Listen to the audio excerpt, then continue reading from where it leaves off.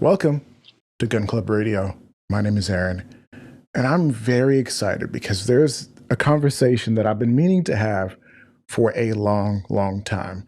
If you are interested in guns, if you've seen guns, if you played Call of Duty, even just one time, if you've seen Call of Duty, you've seen there's this concept of like a weapons builder, like a loadout, like a modified firearm. Now, for the YouTube overlords, because this will be on YouTube, I'm not selling these things, I'm not promoting these things, but I'm telling you about a business that has done these things in the past.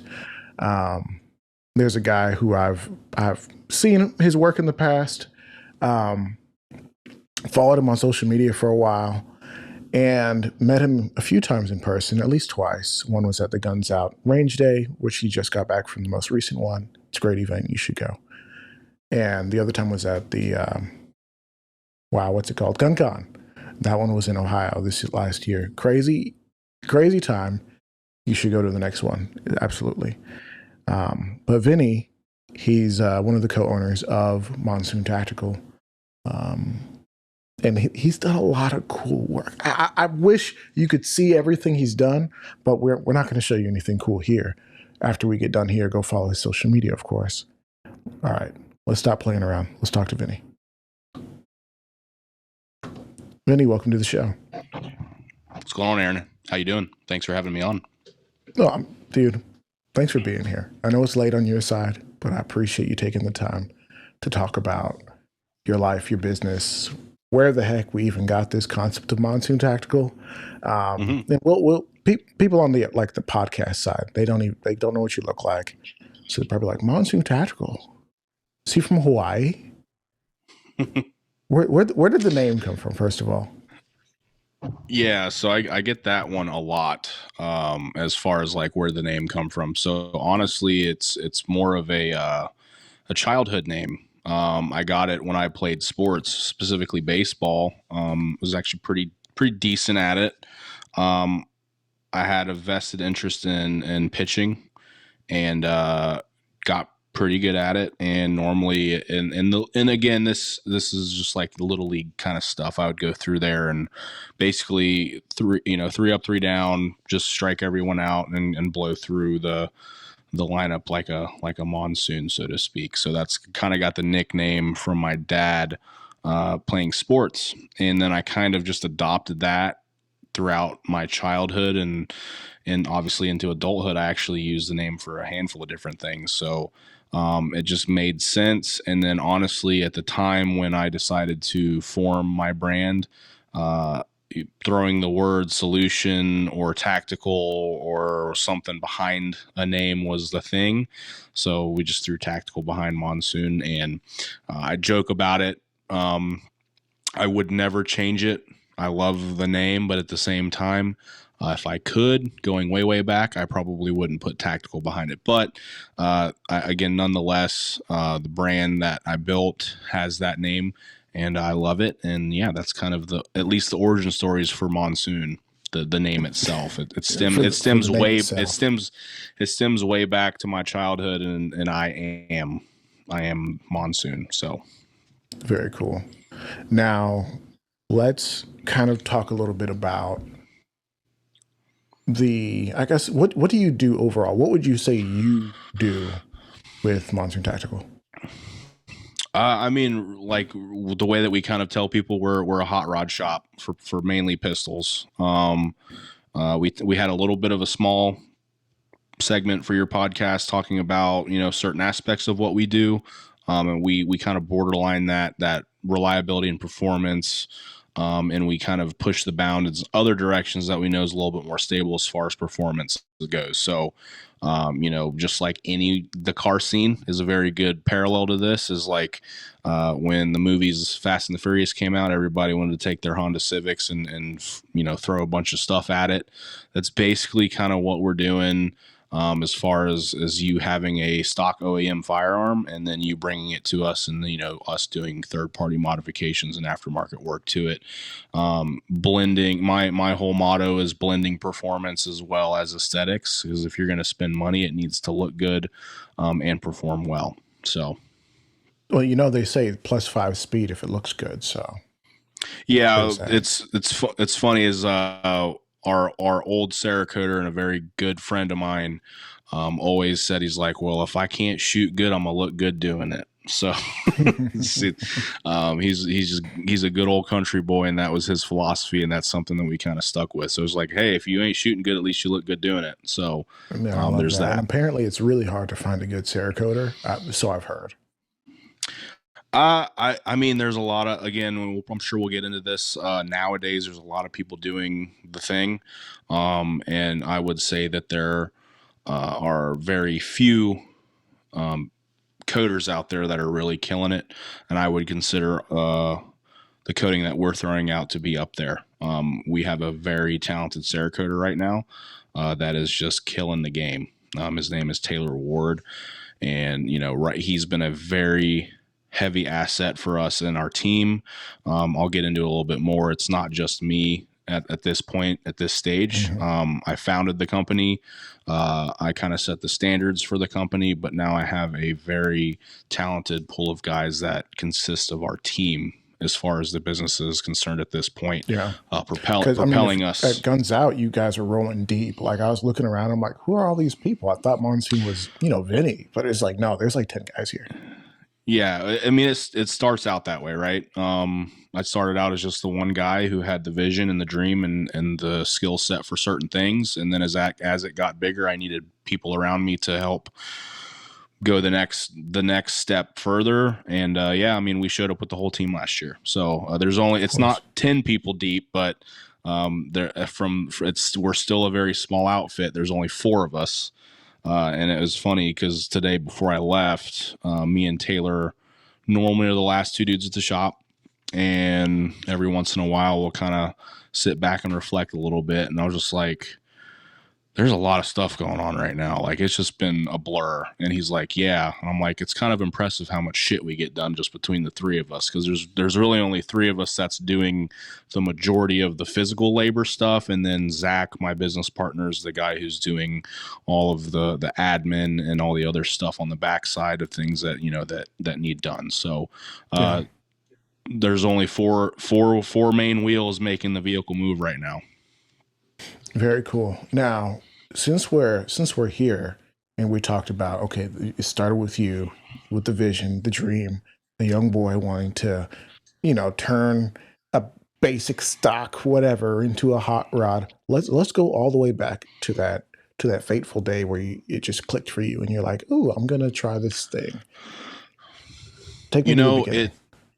Yeah, so it didn't even really start out as like, hey, I want to do this for a business, until a lot later. And even then it was still unknown territory for me. But where I kind of got at least the start for the knack of it, it was just when I first started to carry a gun, and started to take it very seriously to the point, the point of carrying a gun where it's like, I want to carry a gun every day.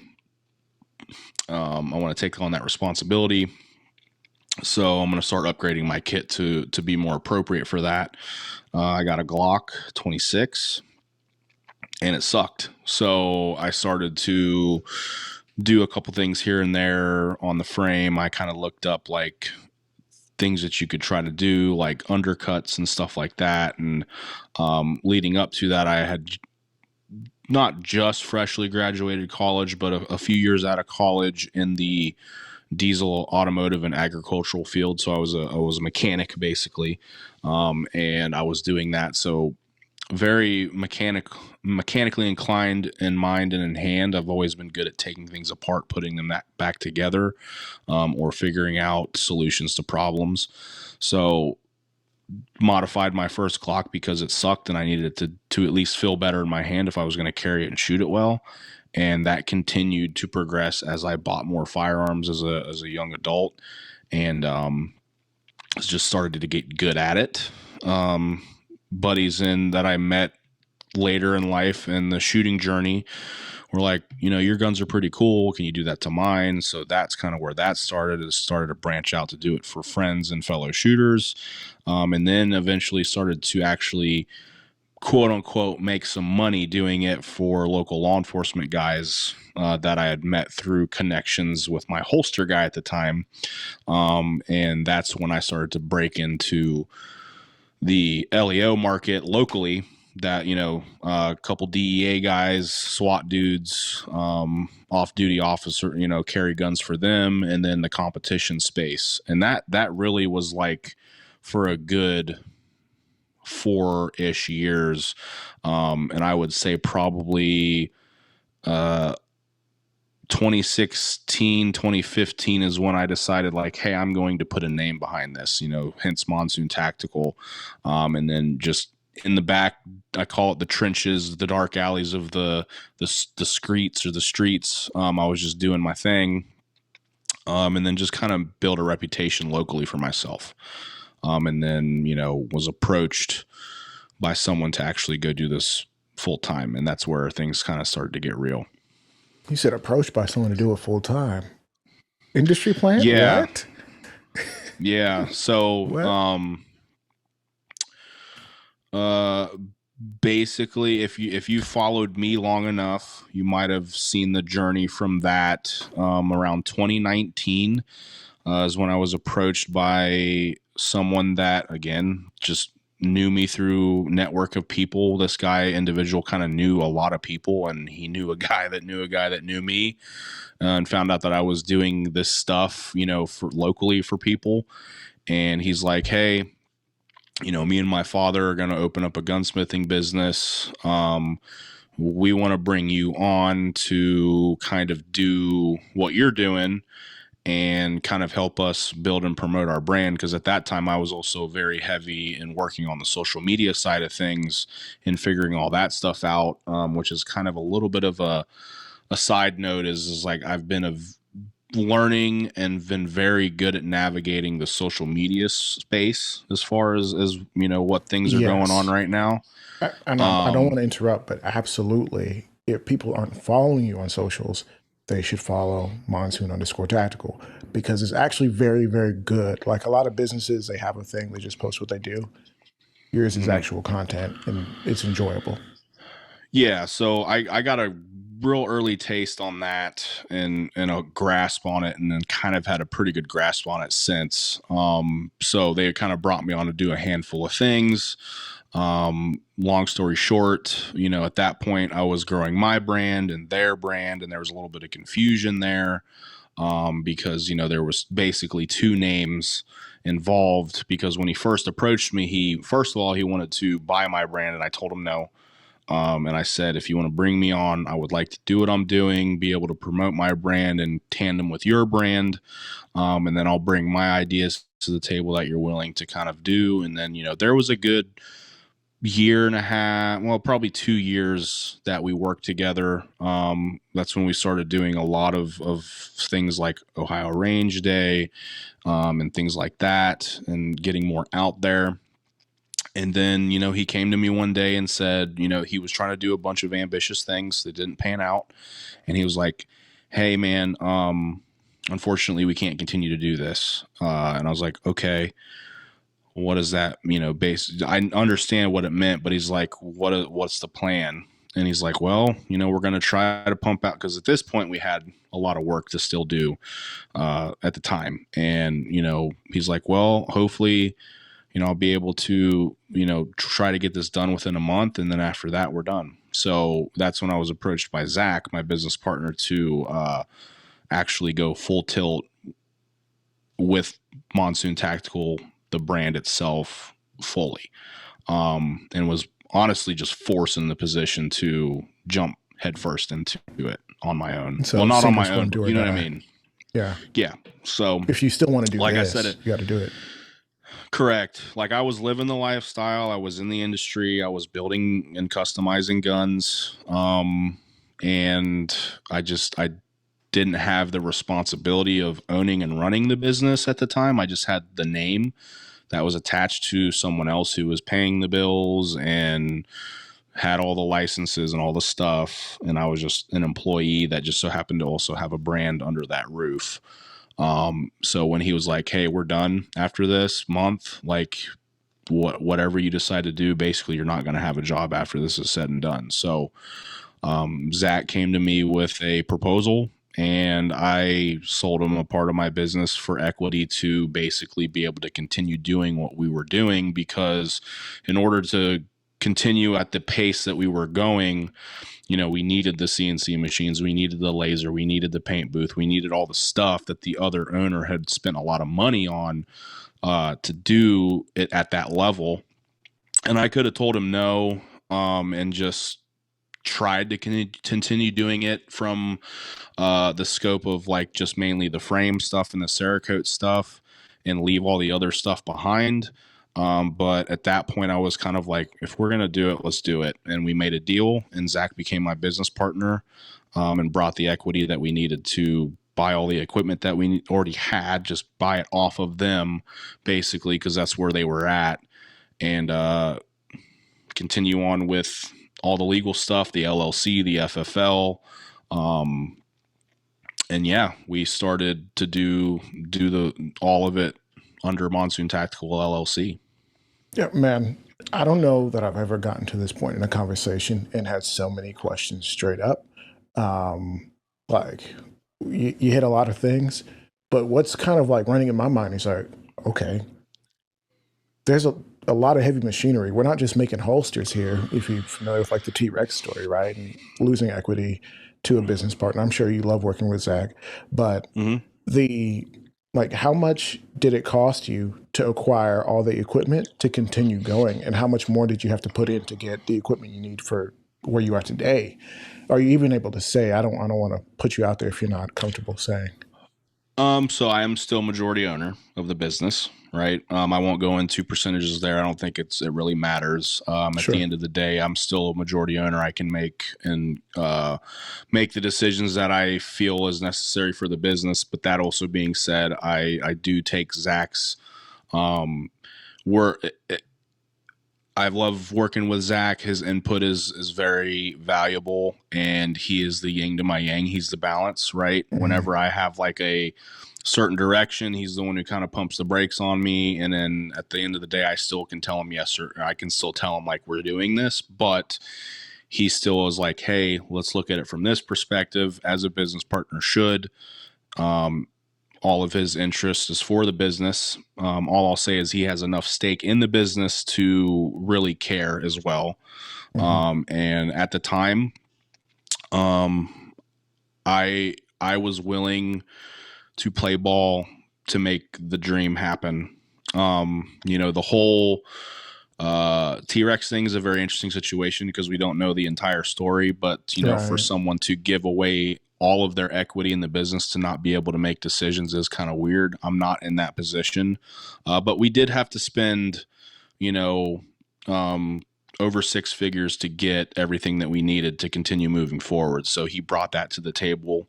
And obviously that was the reason he was able to be a part of this, is because he's like, hey, I have the capital. If we're going to do this full tilt, then I'm going to be able to come in here, buy all this equipment, and we keep plugging along.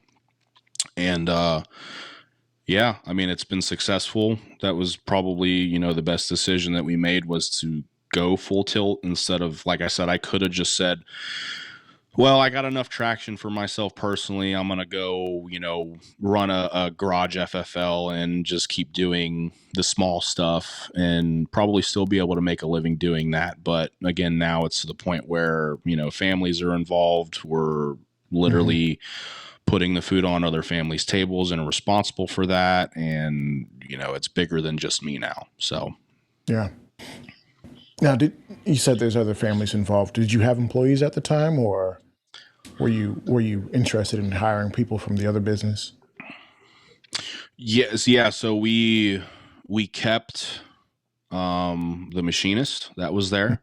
Mhm. He's basically been the same guy since because they had basically the coder that I talked about at the beginning.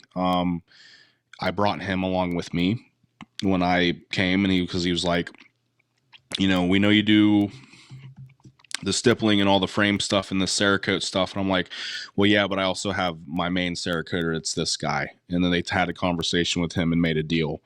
And then later on down the road, not too much later, maybe a year, the machinist that we have now, his name's Zane, was hired by my old employer at the time. And when he also found out, like, hey, you're not going to have a job, he was a little bit more apt to go, like, leave right away. And then there was a time there where we're like, hey, this is our plan. This is what we're going to do. I understand what you need to go do what you need to do for your family. But we want you to come back. So we got him back, and he's been with us ever since. So he was the only one that we kept, as well as our coder for a little bit. But my original guy was an older gentleman. He was like, hey, I'm not going to do this forever. I'm just letting you know that probably I'll help you out for as long as I can, but you need to start looking for someone. Okay, well, at least he gave you that, because people can just quit whenever they want, Yeah, and again, he's one of those in my small circle of actual, like, friends, right? That I would do anything for, because he's done that for me. And he's an older guy, kind of almost like a cool uncle slash figure. You know what I mean? So he was like, hey, this isn't my plan to take this full tilt like you guys want to, but I'll stay and help you do the thing until you can find someone. But understand, like, I'm at least a year. I don't want to be here that long. I was like, okay, Roger that. And then Taylor, the guy that I talked about earlier, well, he he's a younger guy. He's still in his early to mid 20s, and he came knocking on our door. It was like 3 years ago now, which is hard to find, especially a kid that age, to come just beating on a door to look for a job. And he stayed persistent with it. If you ask him this story, he'll be like, well, they didn't tell me yes, but they didn't tell me no. So I just kept coming back. Right. So, he had ambitions to work for us and do it. And his origin stories are very similar to mine. As far as how he got into the modification / customization stuff. He started stippling guns and got good at it, started doing it for his buddies. And he's like, I wouldn't mind doing this for myself, maybe even opening my own business. And he came knocking on our door. And again, we weren't actively looking for anyone just yet, because taking on another person is obviously something you have to consider as a small business, because it's more overhead. And then I ended up getting COVID really bad, and I actually gave him COVID, because that was the first time that we had actually talked in person. And then after I recovered from that, which took a few months, he hit us back up, and basically he was like, well, they didn't tell me yes, but they didn't tell me no. So then he came back again, or I told him to send an email to Zach. And then we reviewed it a little bit and came to an agreement, like, hey, because he was working at basically a gun store / outdoor store local to us.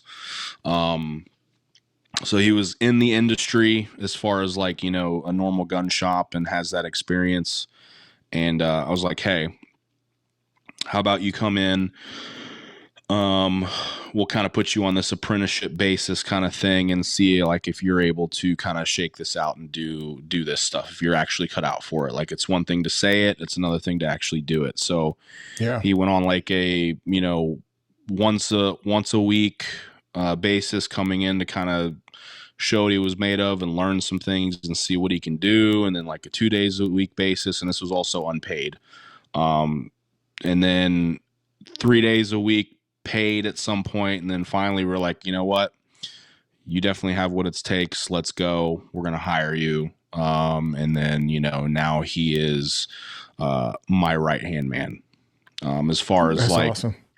As far as like shop operations go, me and him are like symbiotic to each other outside of Zach, obviously, being, I don't even know what you would call him, because he's my business partner. But when it comes to like in the trenches, Taylor's my right hand man. When it comes to the business side, obviously Zach is my right hand man. So Very got good. multiple hands there. Let's go back a little bit to the first gun that you modified. You said it was a Glock 26. What exactly did you do to that gun?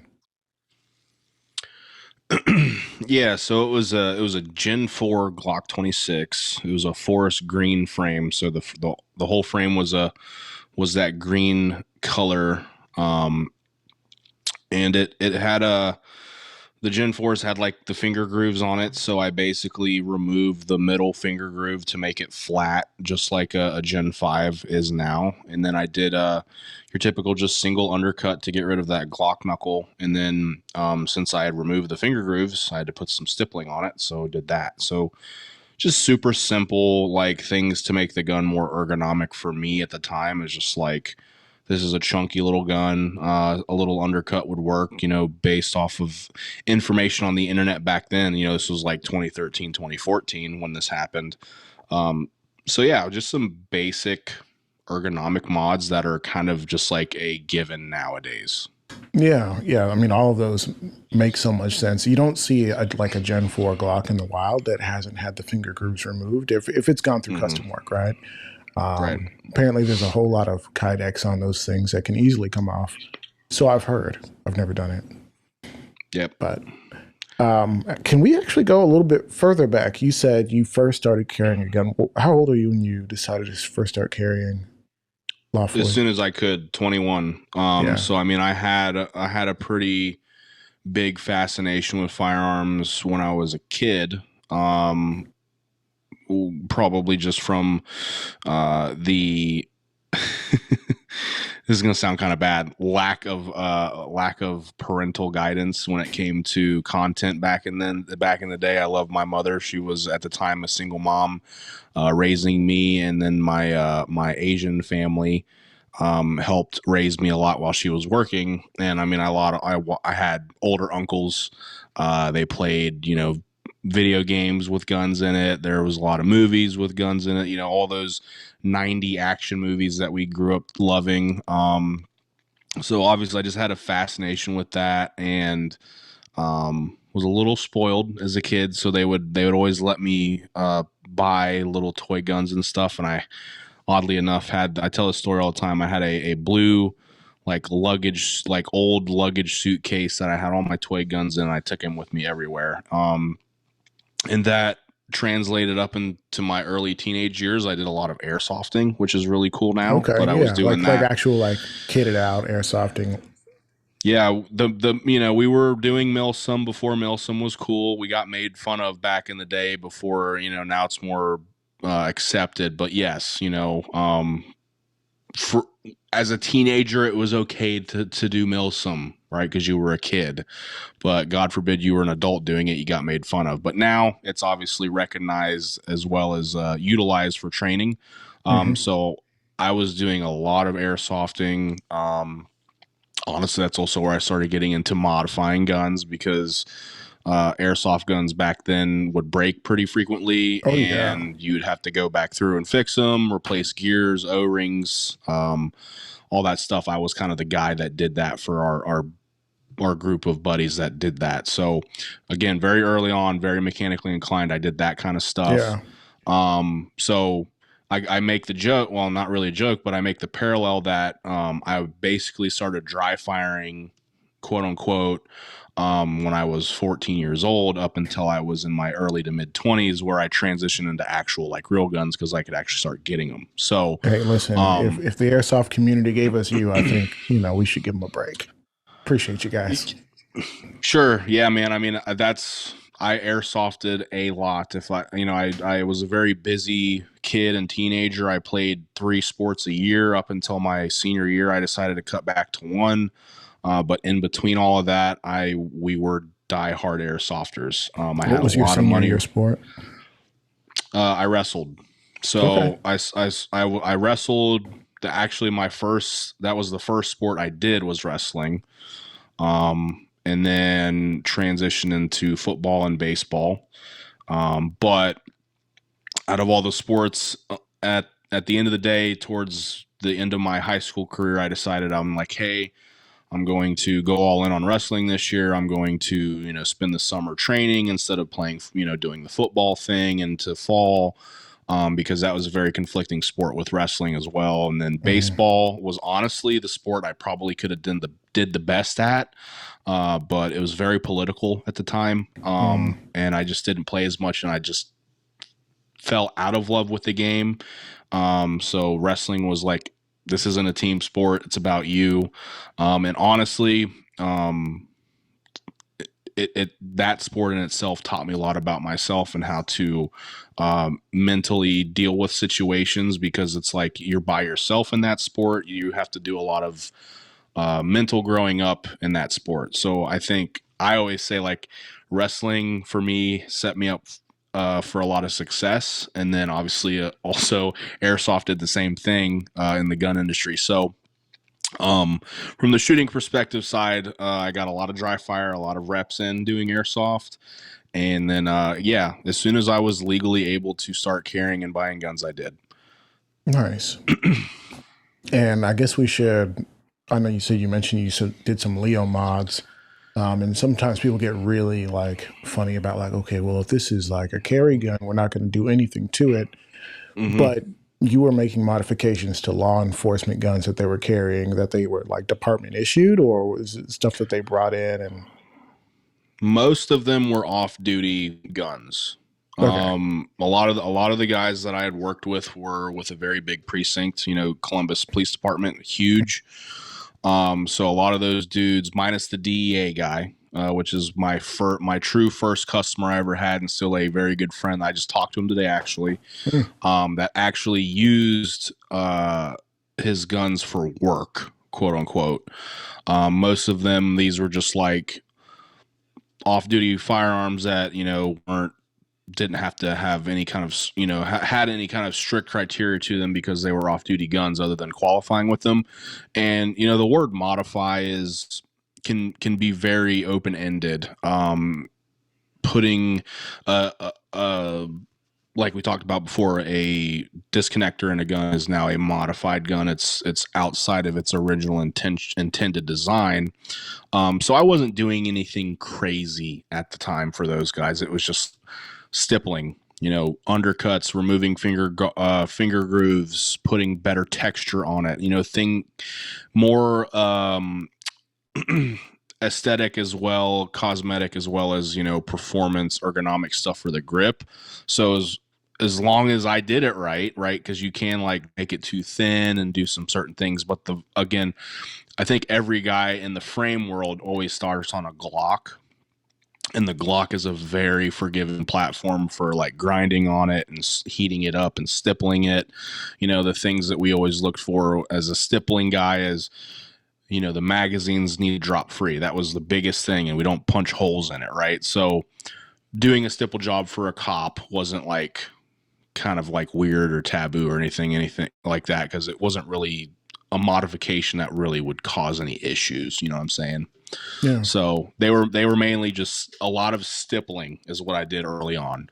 And then the Cerakoting stuff kind of came in as like another cosmetic thing. The two-tone camos, the single color two-tone stipple stuff, and then the porting and all that stuff came much, much later, but also very, very early in comparison to where we are now. yeah. Well, that's. I guess we should get to that because um, your ports are famous, which is, I'm sure, is nice to hear. Hmm. Like there's, I don't know, I get a little cheesed out by like all the different kind of naming conventions that we love to do in the gun world. Like, oh, we're gonna do, just name a thing. Like if we're gonna make it like a club, we're gonna call it like something, and it's gonna be gun related. But you have done something a little bit different, kind of made it more fun. Can you, I guess, share some of the names of like the different port designs that you've done? I guess the biggest one being the Yeah. Genghis comp. Yeah. So, I mean, ports, again, like I just kind of want to set the stage. They're not anything new. in the firearms world at all. There's a bunch of different ways and aspects when it comes to porting a firearm. To be completely honest with you, a DI AR-15 technically has a ported barrel in it. But muzzle brake, stuff like that, we're all trying to achieve the same thing. But the pistol segment is where it's kind of it's been played with by like Glock and Smith and Wesson had their quote unquote carry comp stuff in their revolvers.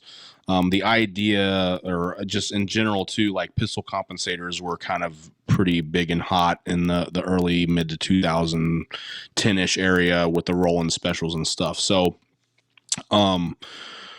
we, like, kind of, you were talking about our branding is, I think we're doing a good job. We're kind of on that borderline, like we're serious, but we're also not too serious, but we're also not in that, like, it's almost a joke kind of past that part. Like, we're blending the fact that we're a very approachable brand. We're not going to name it like the something kind of fuddy, like the Punisher ports or something like that, right? So it's like, Stop. Oh, sorry. All right, I'm gonna let you. So it's just like, the Lucky Sevens, we came up with, that was our first porting system that we did. And it's honestly probably our most popular at the end of the day when it comes to like just overall volume on the kind of ports that we do. And it was like, I was like, hey, I want to do 7 ports in this fashion at this distance, and I want to be at this part of the barrel, and let's play with that. And we kept testing and dialing that in. It's like, okay, well, we need to name it something. It's like, well, 7's the lucky number. Lucky Sevens. I'm a big kind of gaming guy too, on the retro stuff. Like Lucky Number Sevens from Final Fantasy is pretty cool. That parallels there. So Lucky Sevens is a catchy, good name. It's not like, again, it's kind of just, it's a good name. And it borderlines more on that more approachable, playful, I guess, branding side of things. And it's, again, that's what everyone knows of it. And then, the Genghis comp was a play on just, it sounded good. That's actually kind of Zach's idea as far as like, what about Genghis comp? I'm like, that sounds good, because we had a couple different ideas for it, and the whole like Conquering Recoil, Genghis Khan, that kind of stuff. It kind of played with the branding and stuff. It's part of it is that we do play a lot of it on that. And but yeah, man, they're catchy names. They make sense. It's on brand.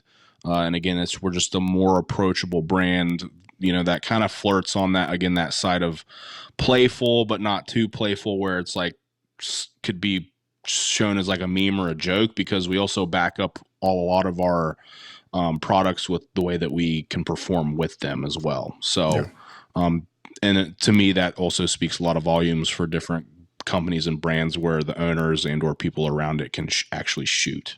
So that's a big part of it. In all your videos, or nearly all of them, you're showing what you can do. In fact, I think the last video I saw from you, you were coming after the bros who get mad or upset that the new Staccato HD's trigger is a little less good than the previous versions, and you're like, well, yeah, I think that's your fault. Now you just suck. User error. Yeah, so. Yeah, and we just do that jokingly, kind of, not really, just just some playful hazing. We need more of it. But I think a lot of people get too wrapped around the axle as far as like, well, it needs to be this, and it's just like, no, like if you really start to, because we appeal to a small segment of the industry and the market. And we base a lot of it off of an even smaller segment of the industry in the market as far as the practical and performance shooting stuff goes. So if you are at a high level of shooting, you understand that there's a whole lot of different ways that this conversation can go. But at the end of the day, your fundamentals with a gun is going to exceed anything else.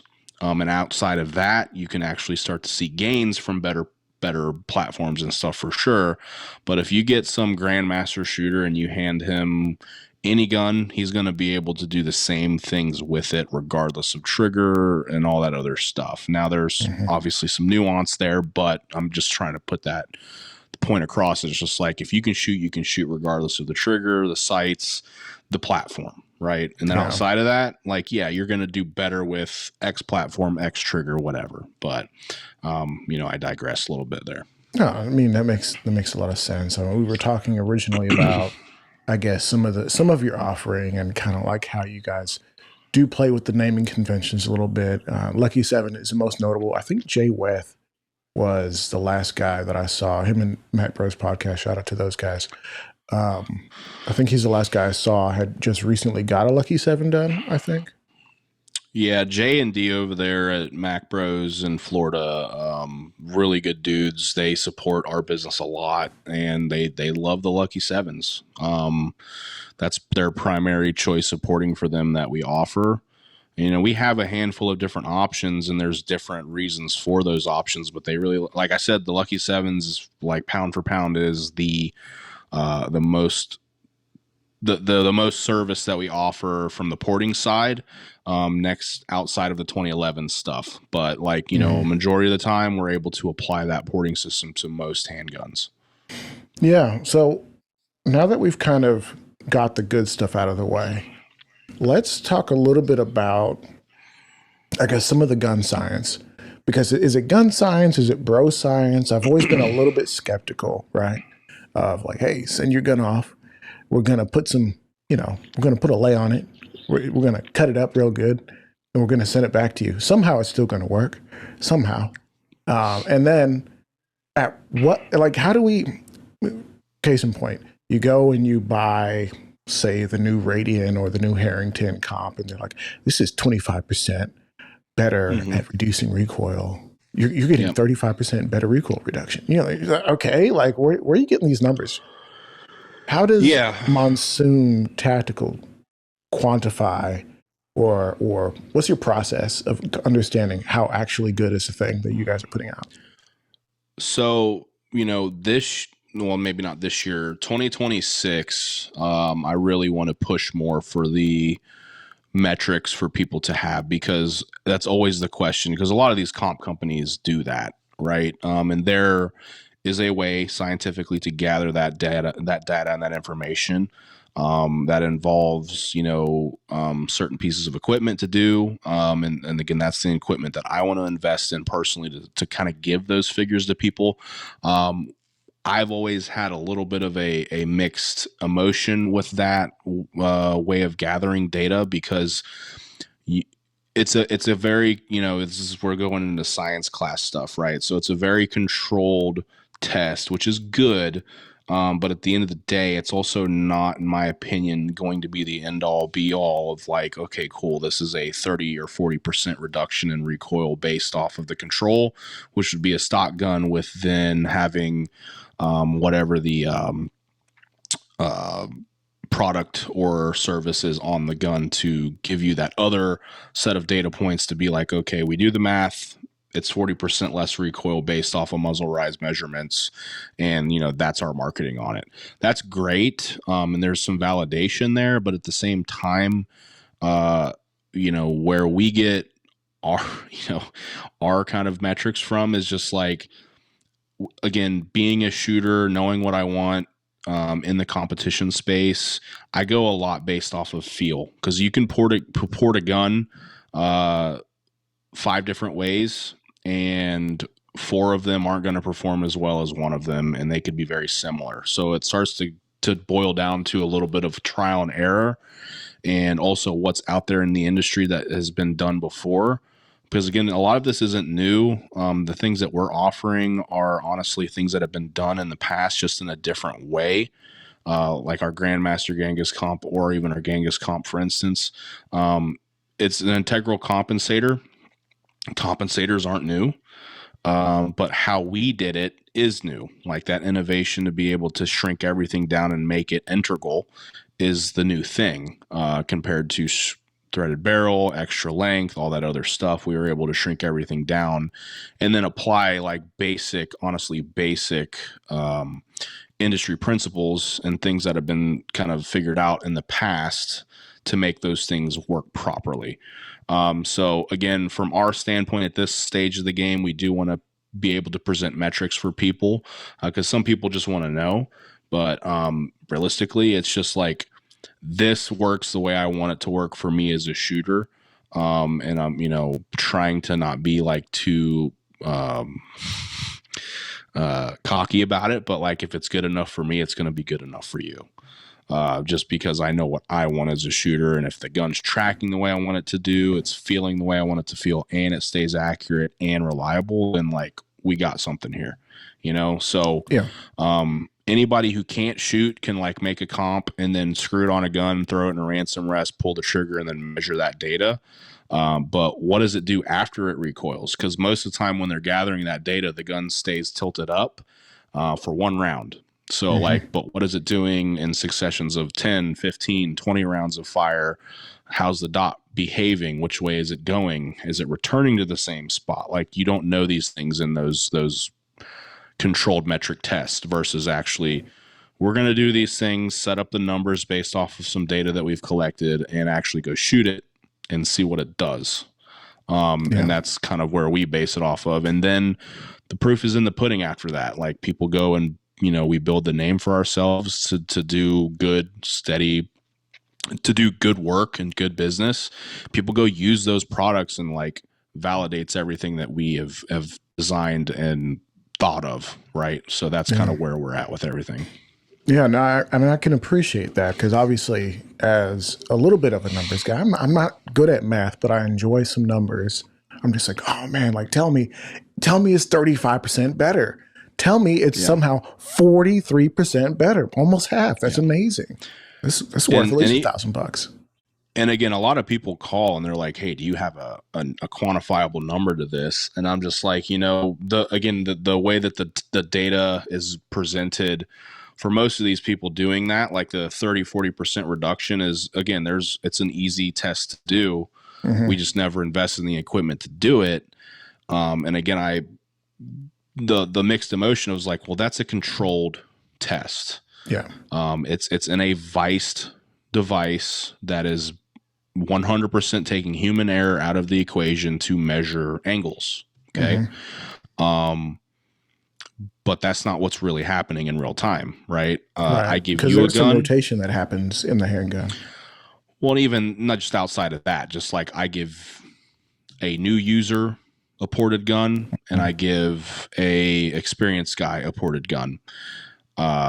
It doesn't matter if it's ported. It's going to look all over the place for the new shooter that's never shot a gun before. There's how you're going to quantify any percentage based off of someone who picks it up versus an inexperienced person versus an experienced person, right? It'll help the inexperienced person a little bit more, but it's still not going to like look like a 40% difference in comparison, right? Depending on who's shooting it. So it's like the quantifiable data is a little skewed there because it's not going to look what everyone cares about. It's not going to look flat in their hands. But again, we're more concerned about what the dot is doing in behavior of the gun reciprocating back on target. So so like combat shooting versus like target shooting, there's a huge difference. And depending on your discipline, right? USPSA is a lot of our metrics are based off of that kind of thing, as Zach has found out, and a lot of people have found out that particular sport shakes a lot of bugs out of guns, equipment, gear. At that speed, if you're able to do certain things with the gun, then you have something there. So our biggest thing is return to zero, reliability, and accuracy on that. So what would you say, and I don't want to hold you too much longer because I feel like we're getting to that point where it's like, okay, we have what we need, but say you came out with a new design tomorrow, somebody in the industry shows you something and you're just like, ooh, we can make this so much better. You go home, you put some Nitro V cuts on a Genghis comp and blah, blah, blah, blah, blah. Not trying to give you ideas, but at what point do you say this is good enough to add to the list of services that we're going to put on a gun that might save somebody's life? Yeah, man, that's that's always the problem is like we have, we are working on some new stuff that is kind of, and our testing schedule and the way that we approach things is very uh very particular and very strenuous. Like the Genghis comp itself was in R&D for a couple years with thousands of rounds through it and stuff like that. It was a project that kind of took off after the original chunk port thing happened, and I was like, this needs to be better. I know it does based off of feedback that we got right away. We started working on it, and we tested it, and even then, it's still a living like test. We continue to test it. We've changed it a handful of times based off of what we feel we wanted to change, but weren't either knowledgeable or capable of doing.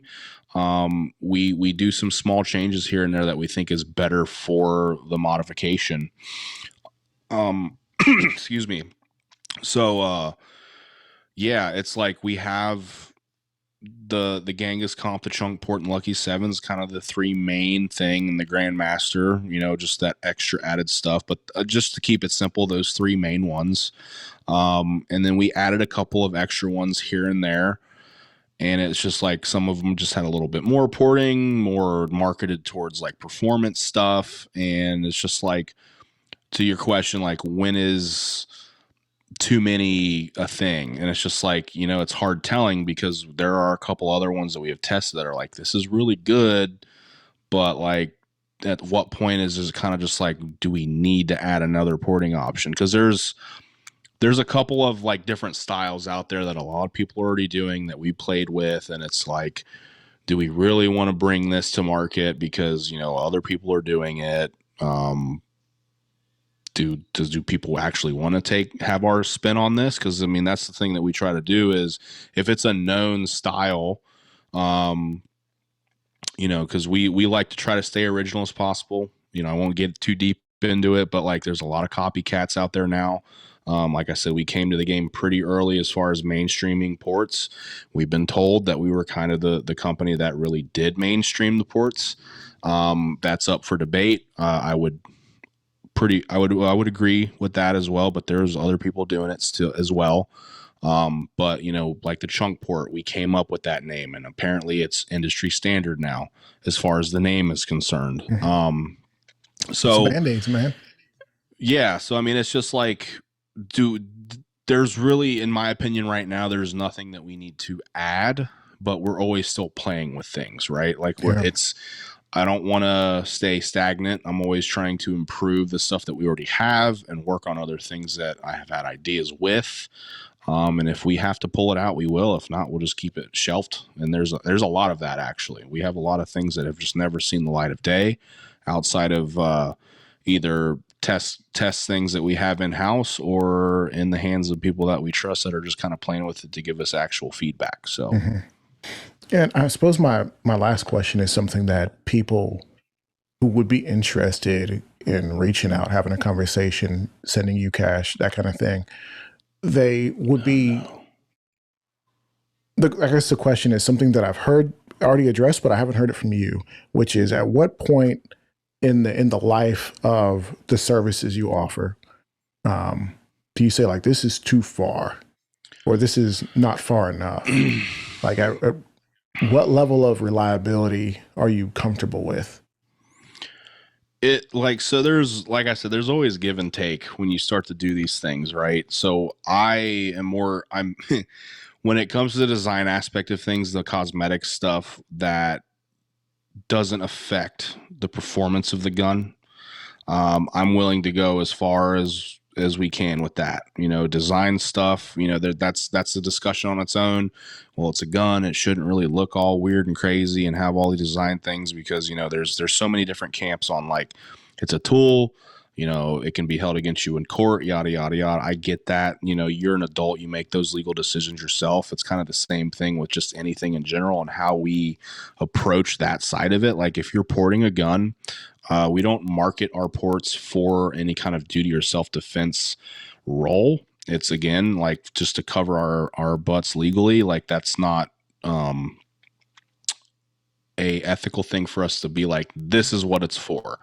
No, it's marketed as as a competition kind of performance based. If you're just a regular enthusiast that wants to go to the range and shoot at paper, that's what it's for. However, if you decide that you want to carry this, then that's on you.